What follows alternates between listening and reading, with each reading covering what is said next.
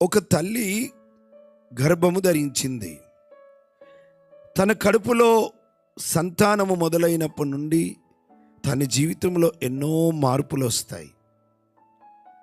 కడుపు పెరుగుద్ది, నడవలేని స్థితిలోకి వస్తుంది, బీపీ వస్తుంది, కొన్నిసార్లు షుగర్ అటాక్ అవుతుంది, కాళ్ళు వాసిపోతాయి, వివిధ రకాలుగా స్త్రీల బాధలు స్త్రీలకు తెలుసు.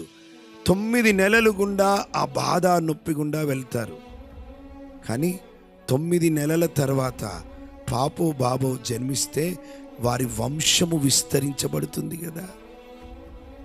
మొదటి కాన్పుకు అనుకోవచ్చు తల్లి, అమ్మో ఇంకో రెండో బిడ్డ వద్దు బాబు, నాకు ఈ బాధ ఏంది, ఈ నొప్పేంది, ఈ వేదన ఏంది, ఈ భరించలేని శ్రమేంది అనుకోవచ్చు. కానీ ఒక్కసారి కాన్పు కాగానే, బిడ్డకు జన్మనివ్వగానే 9 నెలల బాధంతా చూసి మర్చిపోయి మళ్ళా రెండో బిడ్డకు కూడా జన్మనీయడానికి సిద్ధపడిపోతుంది తల్లి.